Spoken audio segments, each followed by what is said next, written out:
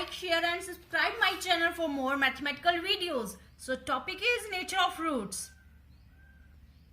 In my previous video, I told that the roots of nature of roots totally depends upon the discriminant. तो क्या है कि discriminant पे ही सारा nature of root से टिका हुआ है, तो डी ही डिसाइड करेगा नेचर ऑफ रूट कैसे हैं. तो हमने 3 वैल्यूज की थी. अगर डी इज ग्रेटर देन 0 है, rules are real and distinct होने थे. अगर डी इज इक्वल टू 0 है, डी की वैल्यू आ रही, डिस्क्रिमिनेंट की वैल्यू 0 आ रही है, तो roots are real and equal आने थे. एंड अगर डी की वैल्यू लेस देन 0 हो गई तो रूट्स नॉट एग्जिस्ट, तो रूट्स नहीं आने, नॉट नो रियल रूट्स है ना. तो अब हमने क्वेश्चन नंबर 4 एंड 5 में क्या है, सेम मेथड हमने यूज करना है, लेकिन उसमें क्या कहा गया है, स्टेटमेंट क्वेश्चंस है, उसमें थोड़ा दिक्कत होती है सबको, लेकिन इट्स ओके. अगर हम ध्यान से करेंगे तो कोई दिक्कत नहीं होने वाली. सो लेट्स डू दैट क्वेश्चन. तो स्टोरी सम में क्या होता है, सिंपल सा फंडा होता है कि सिंपल हमने मान लेना होता है कि मैं ही हूं जो सब कुछ कर रही हूं. तो the sum of the ages of 2 friends, तो एक तो आप अपने को ले लो, दूसरा अपना फ्रेंड मान लो. तो आप दोनों की एज का सम मतलब प्लस, तो प्लस करके आप दोनों की एज का क्या आ जाना है, 20 इयर्स आ जाना है. मतलब अगर मैंने ले ली, आप हो एक, ठीक है. So let's one is Ram and other is Shyam. तो अगर आपका नाम राम है और श्याम है, आप दोनों की एजेस को अगर प्लस करूंगी, राम एंड श्याम की एजेस को प्लस करूंगी, तो मेरे पास आ जाना है 20. तो यहां से मैं एक की वैल्यू निकाल सकती हूँ, एस की, S is equal to 20 minus R. तो सिंपल सी बात है, अगर एक की है एस है तो 20 दोनों का प्लस है. तो ये तो समझ आ गया कि अगर राम और प्लस श्याम की एजेस कितनी होगी, 20 इयर्स. तो लेकिन अब हमने क्या करना है, इसको फॉर्म में लिखना है, एक्स की फॉर्म में. मैंने राम की एज मान ली एक्स. अगर एक्स है तो एक्स प्लस समथिंग इज 20, तो इसका मतलब कि इसकी एज कितनी है कि इसको इसमें से माइनस करूंगी. मैं क्या करूंगी, माइनस करूंगी. तो क्या आ जाएगा, 20 माइनस एक्स क्या आ जाएगा, शाम की आ जाएगी. कैसे, अब देखो, मान लो हमारे पास 10 पेन्स है, हमारे पास 20 पेन्स है, उसमें से मैंने मान लिए राम के पास है 10, तो शाम के पास कितने बचे. ऑब्वियसली आप 20 माइनस 10 करोगे तो हमारा आंसर आ जाएगा. सिमिलरली दिस, अगर मैंने मान लिया कि दोनों का प्लस जो है 20 है, और इसमें से एक की एज क्या है, एक्स है, तो दूसरे की एक्स कैसे एज आएगी कि इसमें से हमने माइनस करना है एक्स को. तो ये आ गई हमारी एजेस. तो इसके अकॉर्डिंग क्या आएगा, let age of the first age मैंने एक्स मानी थी, ऐसे ना था आर एस, तो इसको दोनों को करके 20 आया था प्लस करके, लेकिन इसकी मैंने एक्स मान ली. अब एक की एक्स आ गई तो दूसरी की क्या आई थी, 20 माइनस एक्स, तो दूसरी की आएगी 20 माइनस एक्स ईयर्स. ठीक है, तो ये हमारी दोनों की एज आ गई. लेकिन उसने क्या कहा है, 4 इयर्स अगो. अगो का मतलब पहले, 4 साल पीछे की बात कर रहा है. तो therefore 4 years ago, 4 years ago, तो 4 साल पहले की बात कर रहा है. अगर हमारे पास यहाँ पे देखो, अगर मेरी एज अब 10 इयर्स है, ठीक है, 20 इयर्स है, सॉरी, अगर मेरी एज अब 20 ईयर है, तो 4 साल पहले कितनी थी, ऑब्वियसली आप 4 माइनस करोगे बीच में से. तो सिमिलरली इसमें भी वही फंडा हमने यूज करना है कि therefore age of first friend is equal to x minus 4 years, x minus 4 years. ठीक है, तो अब एज ऑफ सेकंड फ्रेंड क्या आएगा, सेकंड फ्रेंड क्या आएगा, तो ये तो हमारे पास सेकंड फ्रेंड की एज है. अब उसमें से भी -4 करना है हमें, क्योंकि हम 4 साल पहले की बात कर रहे हैं, 4 years.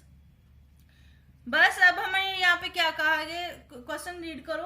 The product of their edges in was 48. अब ये हमारी ये 4 ईयर पहले वाली जो हमारी सिचुएशन बनी है, वो कह रहे हैं इन दोनों को अगर मल्टीप्लाई करोगे तो हमारा आंसर कितना आना चाहिए, 48. तो क्या ये सिचुएशन बनेगी कि नहीं बनेगी, उनका आंसर, क्वेश्चन यही है कि ये सब हमने कर लिया. उसके बाद वो पूछ रहा है कि 4 साल पहले क्या ऐसा कोई केस बनेगा कि उन दोनों की प्रोडक्ट करेंगे और हमारे पास आंसर जो है 48 आएगा। तो देखते हैं कि आता है कि नहीं आता है। To according to the question, तो इन दोनों का भी हमने प्रोडक्ट करना है, मतलब x माइनस 4 फर्स्ट फ्रेंड की एज आ गई, सेकंड की है 20 माइनस 4 16 माइनस x आएगी, है ना। यहाँ पे 20 माइनस 4 कर दिया मैंने, 16 आ गया तो माइनस x ऐसे आ गया साथ में, और साथ में वो कह रहे हैं इज इक्वल टू 48 आना चाहिए। अब ये जो सिचुएशन बनी है, ये वाली जो सिचुएशन बनी है, इज इट पॉसिबल और नॉट, वो ये पूछ रहा है। अब हमने क्या करना है, इसको पहले तो सॉल्व करना है, इसकी ब्रैकेट से रिमूव करनी है हमने, तो मल्टीप्लाई करेंगे, ये आ गया 16x, फिर इसको x के साथ x स्क्वायर, ये आ गया अपना 64 minus 4x is equal to 48। अब हमने इसको क्वाड्रेटिक इक्वेशन में कन्वर्ट कर लेना है, मतलब minus x as it is रहा, 16 माइनस 4, तो ये आ जाएगा 16 minus 4x, minus minus plus आना था, सॉरी, 4x प्लस का है तो ये आ गया प्लस 20x आ गया, एंड माइनस 64, ये माइनस इस साइड आ जाएगा 48 इज इक्वल टू 0। तो अब यहां से देखो minus x square plus 20x, minus minus plus होता है तो ये आ जाएगा 112 इज इक्वल टू 0। ये हमारी क्वाड्रेटिक इक्वेशन बन गई। अब यहाँ पे आपने माइनस कॉमन निकालना है तो भी ठीक है, नहीं निकालना है तो भी ठीक है, क्योंकि हमने यहाँ डी की वैल्यू निकालनी है, उसके लिए हमें ए बी सी की वैल्यू ही चाहिए होती है डिस्क्रिमिनेंट के लिए। तो अब अगर इसमें से हमने माइनस कॉमन कर लिए तो सारे साइन चेंज हो जाएंगे, मतलब x square minus 20x plus 112 is equal to 0। तो अब ये हमारी सिचुएशन बन गई। इसके आगे वो कहता है कि ये जो हमारी सिचुएशन बनी है, ये सिचुएशन एग्जिस्ट भी करती थी 4 ईयर पहले, तो वो कैसे पता चलेगा। अगर कह रहा है कि अगर बन रही है तो उसकी एजेस पता करो, मतलब कि x की वैल्यू फाइंड करनी है हमें। तो x की वैल्यू फाइंड करने के लिए हमने सबसे पहले क्या करना है, डिस्क्रिमिनेंट फाइंड करना है। तो अभी हम डिस्क्रिमिनेंट देखेंगे, इसका क्या आएगा, d is equal to B square minus 4ac। तो बी स्क्र की वैल्यू क्या है, b की वैल्यू क्या है minus 20, minus 20 square minus 4 into a is 1 into c is 112 is equal to ये आएगा 400 माइनस 448 आएगा, तो which is equal to minus 48। अरे ये तो लेस देन 0 आ गया। अब देखो ना ये माइनस में आ गया, तो ये तो थर्ड सिचुएशन बन गई हमारे टेबल की। थर्ड सिचुएशन में क्या था, अगर d की वैल्यू नेगेटिव हो जाए या 0 से छोटी हो जाए, then we say that roots are not real, therefore roots are not real. अब रूट्स रियल नहीं है तो क्या करें, तो क्या करना है भाई, बस बंद कर देना है, क्योंकि उसने तो यही तो पूछा था कि रूट्स एग्जिस्ट करेंगे, क्या x की वैल्यू एग्जिस्ट करेगी, तो वो तो बनेंगे ही नहीं, रूट रियल आएंगे ही नहीं, तो यहीं पे हमारा क्वेश्चन स्टॉप हो जाएगा। Therefore given situation is not possible. ये सिचुएशन पॉसिबल नहीं है कि 4 साल पहले उन दोनों की जो प्रोडक्ट है वो 48 हो जाएगी, ये सिचुएशन नहीं बनेगी। Therefore the given situation is not possible। ठीक है, so let's do next question. Is it possible, उसने पूछा कि क्या ये पॉसिबल है to design a rectangular park, कि डिजाइन करनी है एक रेक्टेंगुलर पार्क। कौन सा, अभी यहाँ पे हमारा वो शेप जो है वो आइडेंटिफाई हो गई, कौन सी है, रेक्टेंगुलर पार्क। तो रेक्टेंगुलर कैसी होती है, ऐसी होती है, ठीक है। तो ये हमारी एक पार्क हो गई ऑफ पेरीमीटर 80 मीटर। अब यहाँ पे पेरीमीटर की बात भी की गई है, तो इसका मतलब है एक तो पेरीमीटर का फॉर्मूला पता होना चाहिए पहले तो, पेरीमीटर, ठीक है, पेरीमीटर क्या होता है रेक्टेंगल का, और दूसरा एंड एरिया की बात भी की गई है, तो इसका मतलब एरिया भी पता होना चाहिए रेक्टेंगल का कितना है। अगर मैं इसको x ले रही हूं और इसको y ले रही हूं, what is the perimeter of rectangle, rectangle का पेरीमीटर होता है 2 इंटू लेंथ प्लस ब्रेथ, ठीक है, 2 इंटू लेंथ प्लस ब्रेथ। वो सारी बाउंड्री है। तो ये एक्स है, ये भी एक्स है, ये वाई है, ये भी वाई है, मतलब कि 2 बार वाई है, 2 बार एक्स है। तो इसका इसलिए 2 इंटू एक्स प्लस वाई हो जाता है। अब एरिया, अगर ये है लेंथ है और ये ब्रेथ है, तो एरिया हमारा पास आता होता है x into y, x y meter square, और ये मीटर में होता है।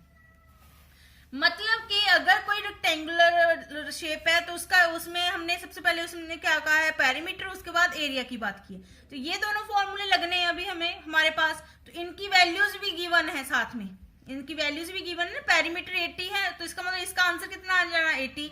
एरिया कितना, 400, इसका मतलब एरिया का आंसर कितना लिखना हमने, 400। तो वो देख लेते हैं कैसे बनना है। मतलब इसको हमने लिखना है इज इक्वल टू 80। अब अकॉर्डिंग टू द क्वेश्चन बात कर लेते हैं। हमारा पेरीमीटर जो है अकॉर्डिंग टू द क्वेश्चन क्या है, पेरीमीटर की जो वैल्यू आई है means 2 into x plus y is equal to कितनी दी गई है, 80 मीटर। एंड एरिया मतलब x into y is equal to कितनी वैल्यू दी गई है, 400। तो अब हमारे पास दो आ गई वैल्यूज, इसको हमने सॉल्व कर लेना है। यहाँ से 2 दूसरी साइड जाके डिवाइड हो जाएगा क्योंकि यहाँ पे मल्टीप्लाई है। x plus y is equal to 80 by 2 is equal to 40 and x into y is equal to 400। ये तो ऐसे ही रहेगा। अब देखो यहाँ पे हमने सिंपल सा फॉर्मूला लगाना है जो हमने सब्स्टिट्यूशन मेथड किया था 3rd चैप्टर में।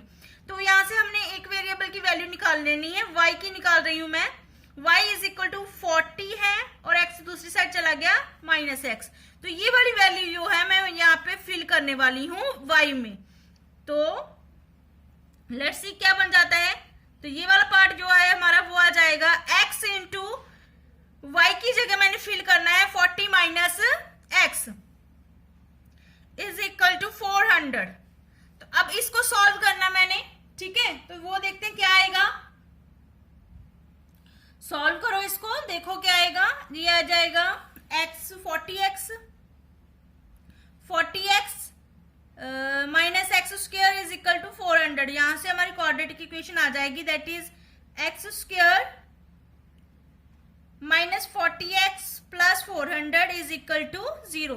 तो अब हमने यहाँ पे क्योंकि उसने पूछा is it possible to design, possible है कि नहीं है। अब हमारे पास क्वाड्रेटिक इक्वेशन बन गई, तो इसमें से हमने पहले तो डी की वैल्यू निकालनी, क्योंकि देखना है कि ये पॉसिबल है कि नहीं है। तो डी की वैल्यू निकालते हैं, D is equal to B square minus 4ac। तो बी की वैल्यू कितनी है, माइनस 40। तो माइनस 40 स्क्वायर माइनस 4 इंटू ए की वैल्यू 1 है इंटू 400 सी की वैल्यू। तो उसके बाद क्या आएगा, इज इक्वल टू 40 क्या जाएगा 1600 minus 4 4 then again 1600 which is equal to 0। Therefore roots are real and equal roots. तो हमारा आंसर क्या आ गया, d is equal to 0। Therefore roots exist कर रहे हैं, therefore roots are real and equal, real and equal. मतलब कि y जो हमने x ली है, ये वाली x की वैल्यू रियल है और एक ही आएगी। तो देखते हैं कौन सी आएगी, x इज इक्वल टू, तो रियल एंड इक्वल आ रहे हैं। तो इक्वल वाला में हमने क्या किया था प्रीवियस वीडियो में, माइनस बी बाय 2a। तो ये वाला आना है माइनस बी बाय 2a। तो क्या है, माइनस बी कितना है हमारा, माइनस 40 आ जाएगा, माइनस 40 बाय 2 इंटू ए 1। तो आ जाएगा 40 बाय 2 इज इक्वल टू 20। तो ये 20 तो x की वैल्यू कितनी आएगी, 20 आएगी। तो ये 20 हमने यहाँ पे फिल कर लेना y की, क्योंकि x की वैल्यू तो 20 आ गई। अब y की वैल्यू यहाँ पे फिल करेंगे, y is equal to 40 minus x, that is y is equal to 40 minus x की जगह क्या है 20, x की जगह हमने क्या लिखना है 20 के यहाँ से पिक किया। तो ये भी क्या आ गई 20 मीटर। तो y की वैल्यू भी क्या आ गई 20 meter. So the answer is Yes, it is possible to design a rectangular park of perimeter 80 meter and area 400 meters square. कि हाँ ऐसी पार्क जो है वो बनानी पॉसिबल है.